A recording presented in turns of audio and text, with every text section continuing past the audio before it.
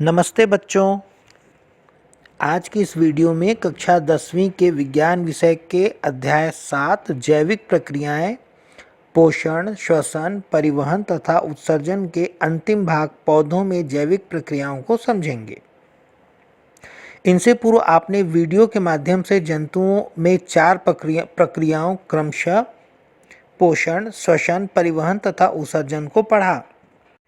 बहुत साल पहले तक यही माना जाता रहा कि पौधों में यह सभी प्रक्रियाएं होती ही नहीं है। कम से कम 2000 साल पहले अरस्तू ने तो यही माना था। मात्र 400 साल पहले यह समझ में आया कि पौधों में पोषण तथा श्वसन की क्रियाएं होती हैं। 17वीं शताब्दी में वॉन हेलमेट नामक वैज्ञानिक, जो पौधों के पोषण तथा वृद्धि को समझने के लिए प्रयोग कर रहे थे, ने एक अध्ययन प्रारंभ किया। यह प्रयोग उन्होंने विलो नामक पौधे को, जिसका वजन 2 किलो था, को पहले से मिट्टी भर के रखे गमले को तौल कर प्रारंभ किया। विलो एक सजावटी पौधा होता है जो नम भूमि पर अच्छे से ग्रो करता है। विलो लगे गमले को अच्छे से ढक दिया ताकि पानी छोड़कर कुछ भी न डाला जा सके। हेलमंट महोदय ने इसमें प्रतिदिन पानी नाप कर डालते थे तथा उसे नोट कर लेते। यह क्रम 5 साल तक चलता रहा। फिर एक दिन उन्होंने गमले से पौधे को अलग कर तौला तो विलो का वजन 35 किलोग्राम था। मतलब 5 साल में विलो 33 किलोग्राम बढ़ गया था। अब गमले को तौला तो उसके वजन में मात्र 35 ग्राम कमी आई। अब मतलब साफ था, पौधे मिट्टी से नहीं पानी से बढ़ते हैं। उस समय हवा के बारे में ज़्यादा जानकारी नहीं थी, अतः वान हेलमंट को गैस की भूमिका पता ही नहीं चली। हेलमंट ने प्रयोग से यह तो स्पष्ट कर दिया कि पौधे अपना पोषण केवल मिट्टी से लेते हैं। पानी से पौधे की वृद्धि स्पष्ट हो गई। उधर 18वीं सदी के जगत प्रसिद्ध अंग्रेज रसायनज्ञ जोसेफ प्रिस्टले ने हवा से गैस खोजी जो तेजी से जलती थी तथा जलने में सहायक भी थी। यह ऑक्सीजन गैस थी। उन्होंने भी एक प्रयोग किया जो आप भी अपने घर में कर सकते हैं, पर थोड़ी सावधानी के साथ। उन्होंने 4 कांच के वायुरोधी जार लिए। पहले में केवल जलती मोमबत्ती, दूसरे में जलती मोमबत्ती के साथ जीवित पौधा, तीसरे में केवल चूहा तथा चौथे में चूहा के साथ जीवित पौधा ढक कर रखा। थोड़ी देर बाद उन्होंने देखा कि पहले जार की मोमबत्ती बुझ गई तथा तीसरे जार में चूहा भी मर गया, पर पौधे के साथ रखी मोमबत्ती जलती रही और चूहा भी जीवित रहा। इससे प्रिस्टले ने यह निष्कर्ष निकाला कि वायु का एक भाग पौधों के पोषण तथा जंतुओं के श्वसन एवं मोमबत्ती के जलने में सहायक है। प्रिस्टले के इस खोज से मानव जाति को यह खुशी हुई कि जब तक पौधे धरती पर रहेंगे तब तक ऑक्सीजन बनाते रहेंगे तथा हम भी जिंदा रह जाएंगे। तो बच्चों, धरती को ऑक्सीजन से भरा पूरा रखना है तो ढेर सारे पौधे लगाते और बचाते रहिए। पर अब यह सवाल उठने लगा कि पौधे यह ऑक्सीजन कैसे बनाते हैं।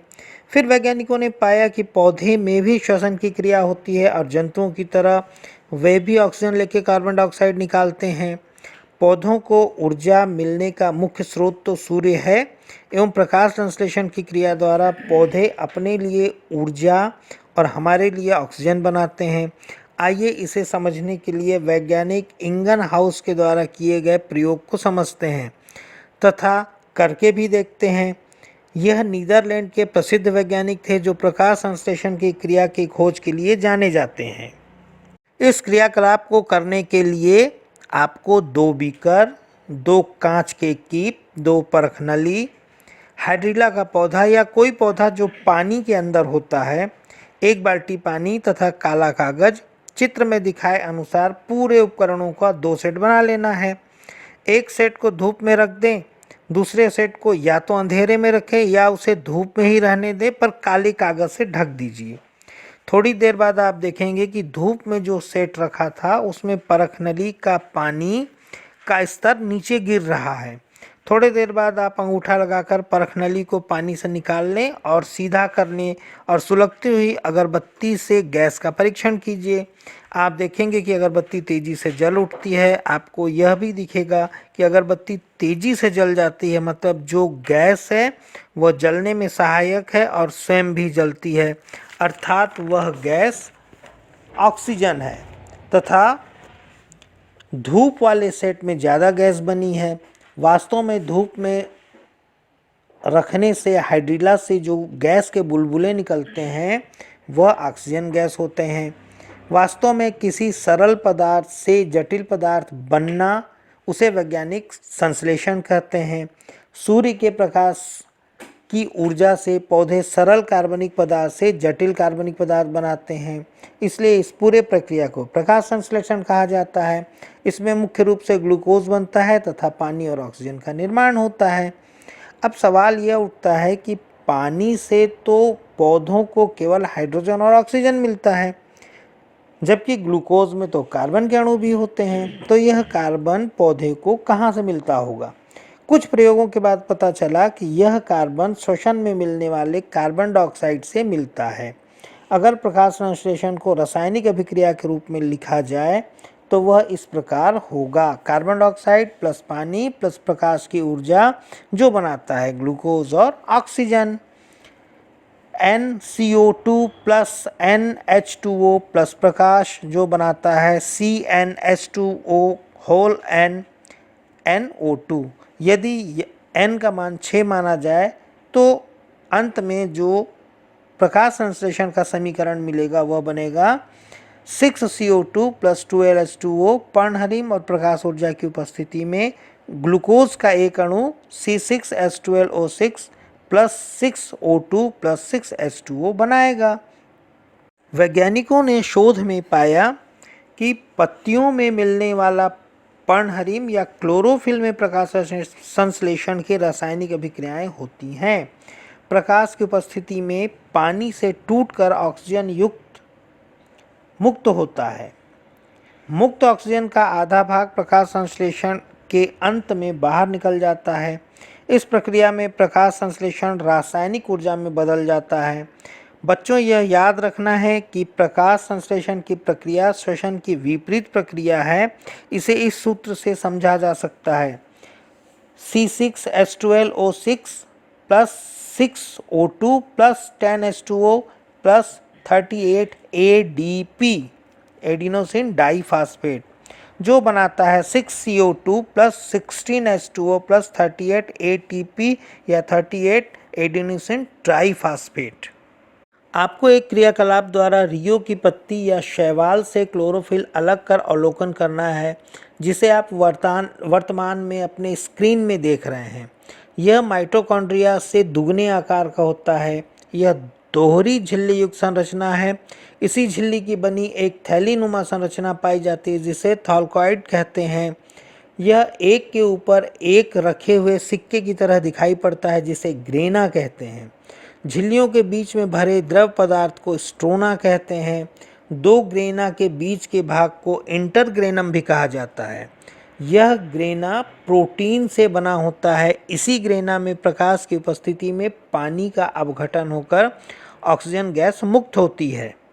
कार्बनिक पदार्थों का संश्लेषण जैसे ग्लूकोज, अमीनो अम्ल, वसी अम्ल आदि का संश्लेषण स्ट्रोमा में होता है। बच्चों, आपको याद होगा कि माइटोकॉन्ड्रिया तथा क्लोरोप्लास्ट ऐसे कोशिकांग हैं जो कोशिकाओं में सहजीवी रूप में होते हैं। पौधों में प्रकाश संश्लेषण से बनने वाला उत्पाद ग्लूकोज, अमीनो अम्ल तथा वसी अम्ल बनता तो हरित लवकों में है जो पत्तियों में पाया जाता है, तो फिर ये पौधों के अन्य भागों में पाए जाने वाले ऊतकों या कोशिकाओं तक कैसे जाता है? जिस प्रकार हमारे शरीर में परिवहन हेतु नलियों की व्यवस्था है, उसी प्रकार पौधों में भी इसी तरह की नलियां पाई जाती हैं जिसे जाइलम तथा फ्लोएम कहते हैं। एक बीजपत्री पौधों में यह संवहन ऊतक बिखरे, जबकि द्विबीजपत्री पौधों में एक घेरे में बंधे होते हैं, जैसा स्क्रीन में दिख रहा है। वास्तव में जड़ में पानी में घुल कर खनिज लवण जाइलम नामक संवहनी ऊतक से पत्तियों तक पहुंचता है। अब प्रश्न यह उठता है कि कौन सा प्रेशर ऐसा है जो जड़ से खींचा पानी बहुत ऊंचे पेड़ों तक पहुंच जाता है। एक तो जड़ में मिट्टी में की तुलना में कम पानी होता है, जो परासरण के दाब के कारण पानी जड़ों के अंदर घुस जाता है। फिर पौधे लगातार अपनी पत्तियों से पानी छोड़ते हैं, जिसे हम वाष्पोत्सर्जन कहते हैं, अपनी सुरक्षा, धूप से अपनी सुरक्षा के लिए। पत्तियों में पानी की कमी बनी रहती है, फलतः पानी ऊपर उठता चला जाता है।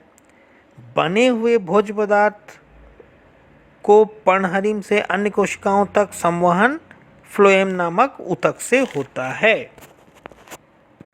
बच्चों, पौधों में बनने वाला ज़्यादातर पदार्थों का उपयोग पौधे स्वयं कर लेते हैं, अतः पौधों में उत्सर्जन बहुत कम ही होता है।